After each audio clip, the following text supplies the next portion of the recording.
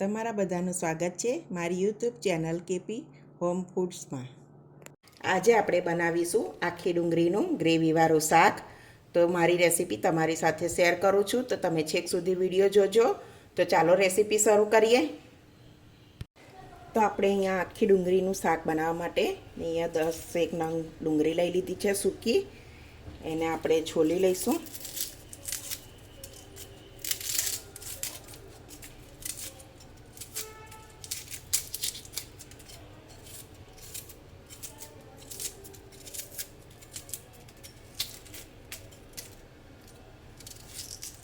આ રીતે આપણે છોલી લેવાની છે બધી। તો અહીંયા મેં આખી ડુંગળીનું શાક બનાવવા માટે મેં મીડિયમ સાઇઝની ડુંગળી લીધી છે। હવે એને આપણે છોલી લઈશું।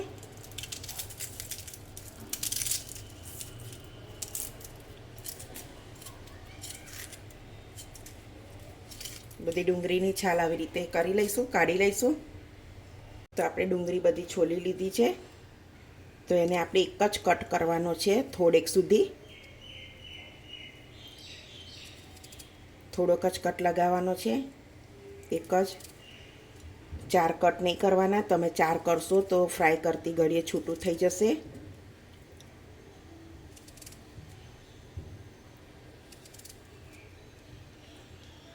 તો આપણે બધી ડુંગળીના કટ કરી લીધા છે। તો અહીંયા આપણે એક જાડા તળિયાવાળી કઢાઈ લઈ લીધી છે। આપણે ગેસ ચાલુ કરી દીધો છે। એક જાડા તળિયાવાળી કઢાઈ લઈ લીધી છે। એમાં આપણે થોડું તેલ ઉમેરીશું। તેલ થોડું વધારે લઈએ છીએ કેમ કે ડુંગળી થોડીક ફ્રાય કરવાની છે। તો તેલને આપણે ગરમ થવા દઈશું। તો આપણું તેલ સરસ ગરમ થઈ ગયું છે। તો આપણે ડુંગળી ફ્રાય કરી લઈશું।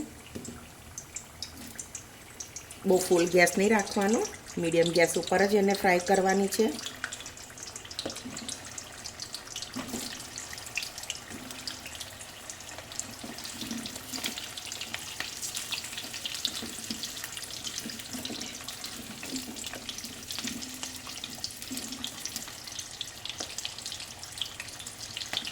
તો આપણી ડુંગળી સરસ ફ્રાય થઈ ગઈ છે। હવે એને આપણે કાઢી લઈશું।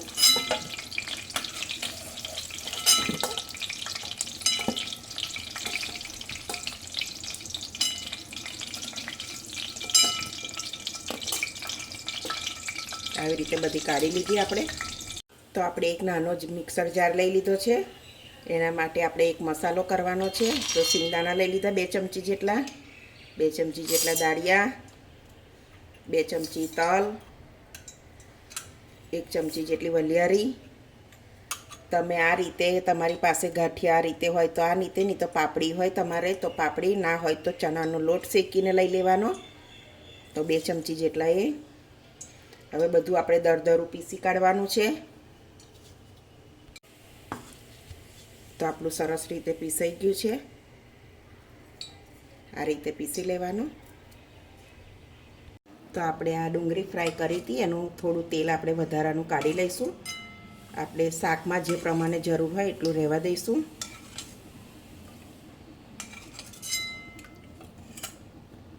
તો આપણું તેલ ગરમ જ છે। તો આપણે અડધી ચમચી જેટલી રાઈ, અડધી ચમચી જીરું, અડધી ચમચી હિંગ,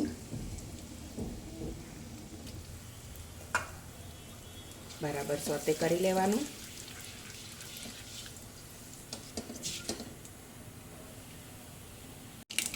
તો રાઈ સરસ ફૂટી ગઈ છે। તો 1 ચમચી જેટલું લસણ લઈ લીધું છે। લસણને બરાબર સાતળી લેવાનું।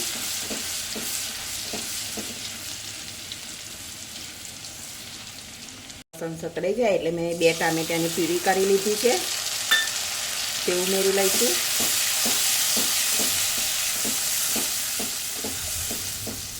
હવે એને આપણે ધીમા ગેસે થોડીક વાર ચડવા દઈશું।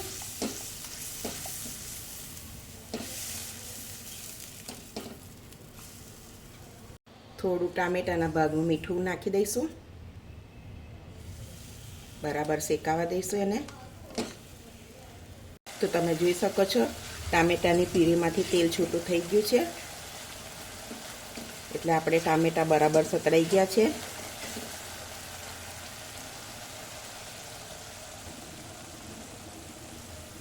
તો આપણે મસાલો બનાવ્યો તો તે ઉમેરી લઈશું અંદર. બરાબર સાતળી લઈશું એને પણ.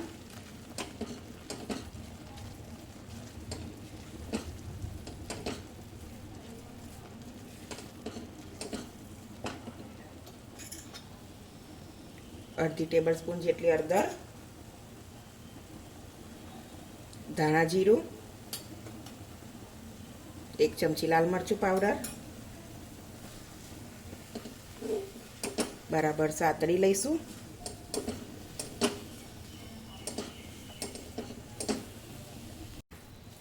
તો આપણે થોડું પાણી ઉમેરી લઈશું અંદર 1 વાડકી જેટલું અને બરાબર મિક્સ કરી લેવાનું.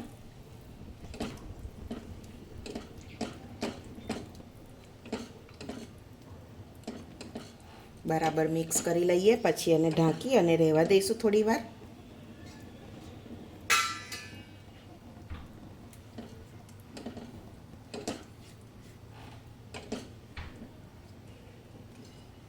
ઢાંકી દઈશું. તો તમને આ થોડું ઠીક લાગે તો તમે અડધી વાડકી પાણી ઉમેરી શકો છો.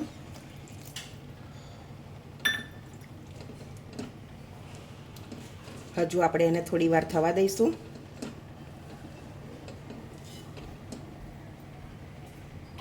ઢાંકી દઈએ, નહીં તો એના છાંટા ઉડે છે.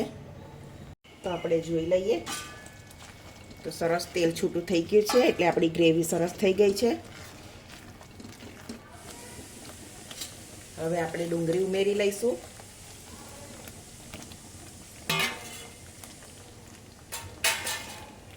બરાબર મિક્સ કરી લેવાનું. થોડું આપણે સ્વાદ પ્રમાણે મીઠું પહેલાં ઉમેર્યું હતું એટલે મીઠું જોઈને ઉમેરવાનું. એક ચમચી ગરમ મસાલો કિચન કિંગ, થોડી કસ્તુરી મેથી,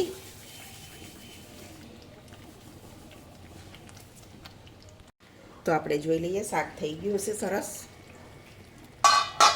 તો સરસ મલાઈ વલાઈ ઓગળી ગઈ છે, સરસ મસ્ત તેલ છૂટું થઈ ગયું છે. તો આપણે ધાણા સ્પ્રિંકલ કરી લઈશું.